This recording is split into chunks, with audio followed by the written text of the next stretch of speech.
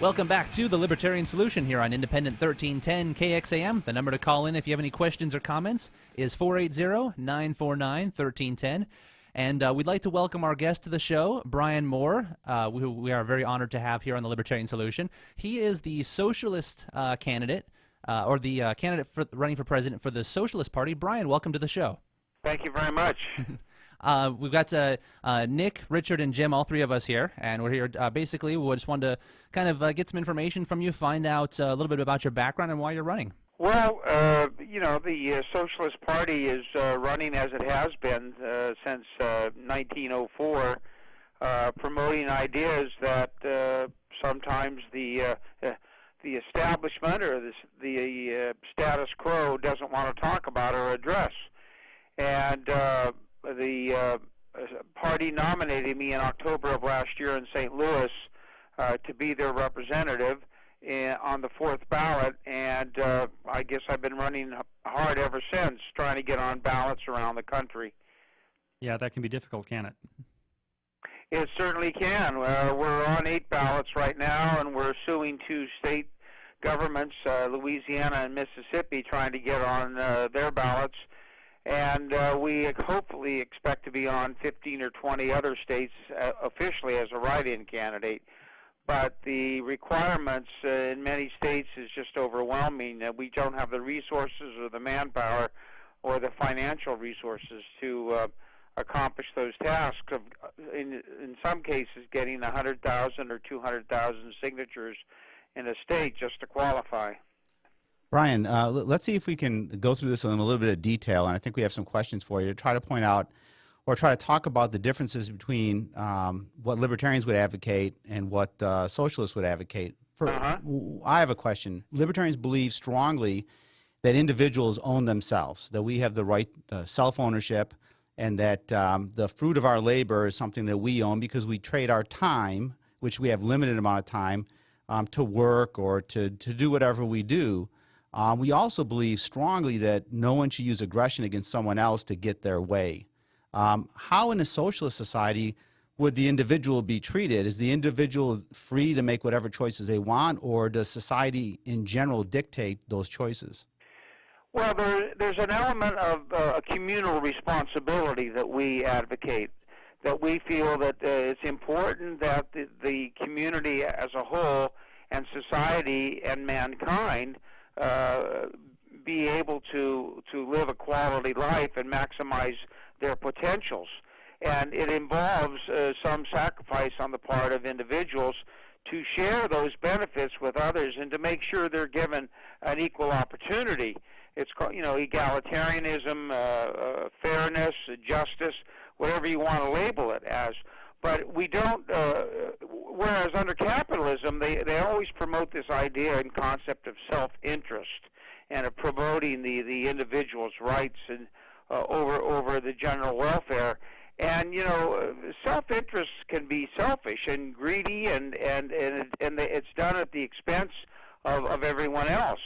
So there's a fine line there, and we fall down on the side of making sure that in the workplace that maybe the managers and not the owners, but the managers and senior officers might we'd cap their ability to earn maybe a 10-to-1 ratio as opposed to 100-to-1 or 1,000-to-1, which exists now in our society. I mean, Bill Gates makes billions of dollars, and Alex Rodriguez makes $30 or $40 million every baseball season, and that's just not. There's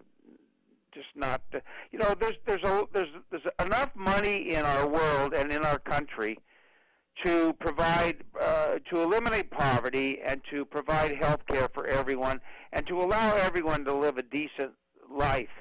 But when that money is disproportionately distributed and used for selfish means at the expense of the general welfare and the common good, then we find fault with that.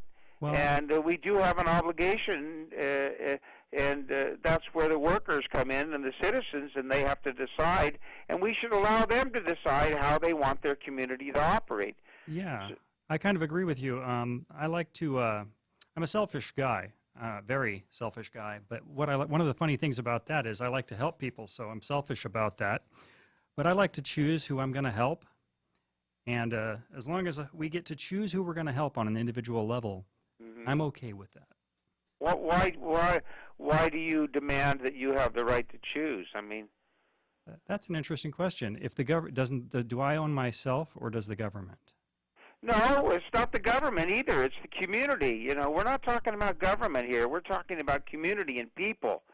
And So you my know, homeowners citizens, association. and you know, the people that are going to set policy are going to be local commissions and boards made up of people and human beings. I mean, the healthcare system is going to be made up of doctors Well, and consumers and nurses. But Brian, isn't that government? I mean, essentially, that's what government's made up it's of. a decentralized government. It's decentralized, but you know, I think just to get back maybe to the point that I had brought up about self-ownership, it sounds to me that you believe that there's a social contract that we're born into, that by being born, we enter into this contract, which implies to me that basically we would be born into slavery. I mean, if we don't have a choice in choosing for ourselves, then someone else owns us. Is that not what you're saying, or am I misunderstanding that? You have a choice to choose where you live and what kind of work you want to get involved in and how much or how little you want to work. But you'll suffer you also have to recognize that the results of your labor will be dependent upon you as well. So I mean, I don't think that citizen board will be looked too kindly upon you if you get lazy in the workplace and don't uphold your end of the bargain.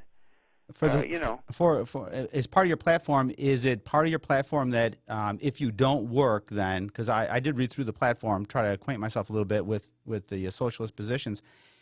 Is it part of your platform that if you don't work, then you don't collect unemployment or any of the benefits that otherwise you may get? You know, that'll be up to the citizens to decide. But I would suspect that there would be some. You know, with authority comes responsibility. So you know, if you're an able-bodied person, you should be able to work in the workplace. But keep in mind that the workers are going to share in the profits.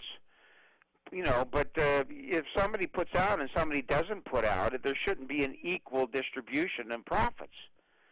Okay, I mean, the other guy should make 5 to 1 maybe, or 2 to 1. You know. So there shouldn't be a minimum wage, then, is what you're saying.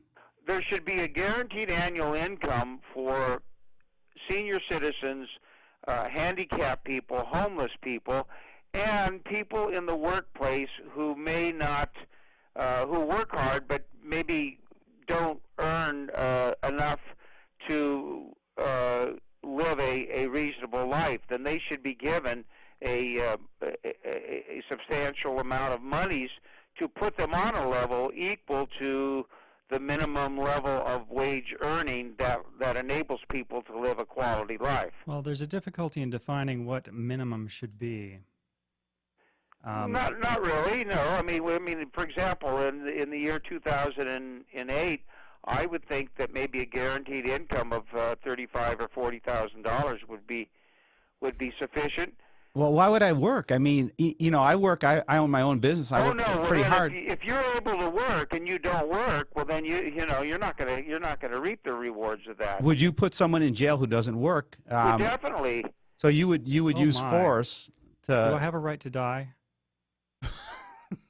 We don't support capital punishment. Well, no. It's just whether I have a right to die, because if what we're getting to is going to be life, I'll choose. Can I die now?